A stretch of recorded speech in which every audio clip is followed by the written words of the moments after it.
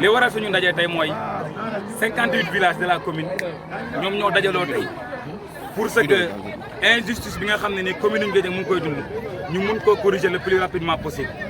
Ndiédiène dafa nekk commune boo xam ne nii dañ koo jël séparé ko ak Sénégal séparé ko ci naga mooy accessibilité bu ñu war a am pour mun fee ñëw lépp dara jaaru ci yoon. parce que am nañ benn tali boo xam ne benn rang-rang boo xam ne nii depuis indépendance ba léegi Ndiédiène mënul am li nga xam ne moom mooy tali bi nga xam ne moom la mérito parce que ñun ba ñu juddoo ba léegi à chaque fois ñu ngi ñuy wax waxu tali à chaque fois ñu ngi ñuy promettre ay promesses yoo xam ne ci tali la te alors que loolu mu ngi bëgg a yàgg nguur gu ñëw def li nga xam ne moom mooy les mêmes promesses dañ daan dem ba ñu ne même bu nawet wàccee sax ñu commencé liggéey bi alors que loolu nekk na loo xam ne ni jaarul yoon Ndiédiène mënul avancer benn pas parce que amul tali boo xam ne fa la nit ñuy jaar bu nawet bi ñëwee kenn dootul dem oto mënatut fi am boo demee Kaolack pour nga ñëw dans la commune doo am benn moyen de transport bu la andi parce que oto yi nangutuñ fi ñëw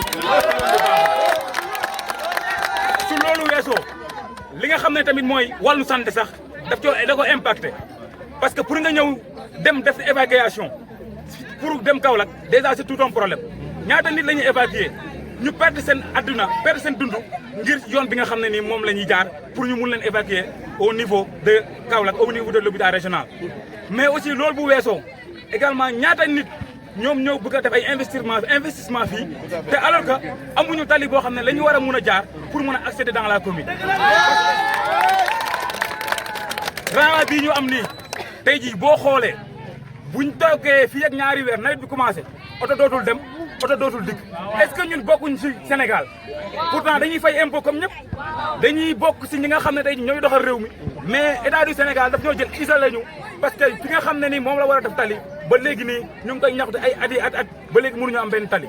commune bu toll ni commune Ndiédiène regroupé 58 villages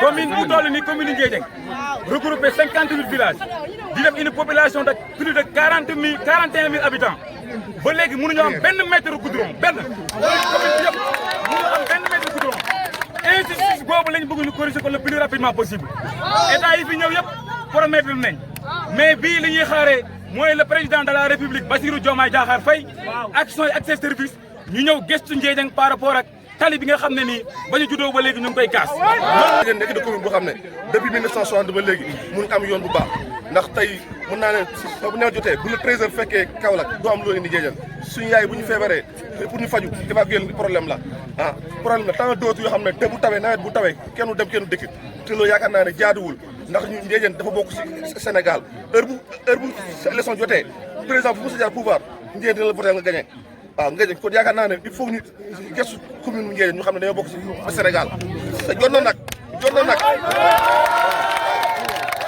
directement au président Bassirou Diomaye Faye mu xam ne Ndiédiène dafa bokk ci Sénégal waaw ñun instant toll ni Ndiédiène amatul te lu muy xaar ay ni wala naa lu ñu bëgg mooy léegi ngeen am tali amul leen lañ bëgg.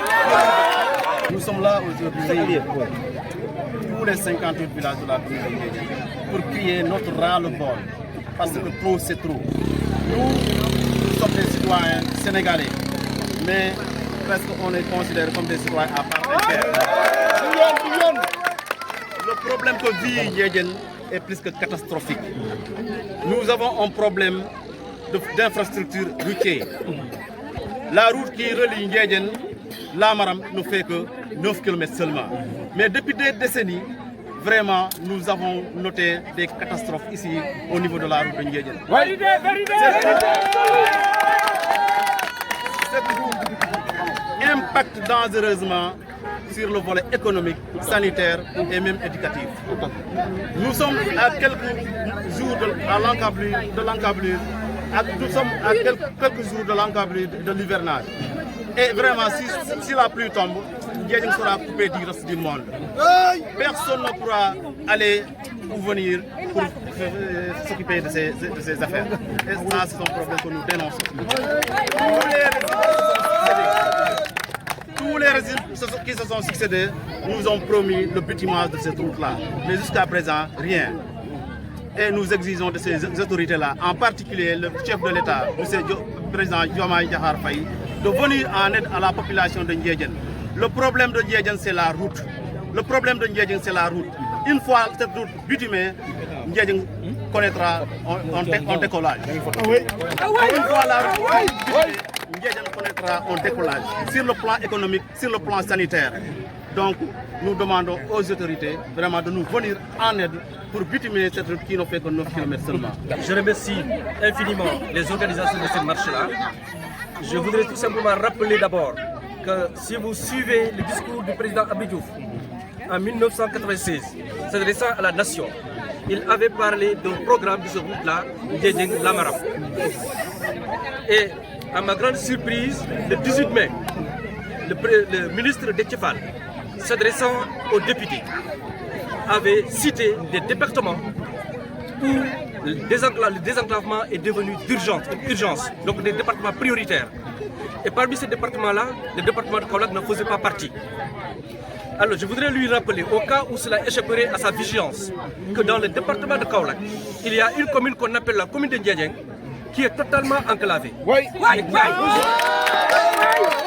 Et qui a besoin d'être désenclavée, parce que c'est la seule commune, je crois, qui est séparée de la principale route goudronnée seulement que de 9 km. C'est pas normal. Je pense que cela, le gouvernement devait aider les populations à résoudre ce problème qui n'est pas tout simplement un problème de désenclavement de la commune, mais également un problème de santé publique, de préservation de la vie des citoyens.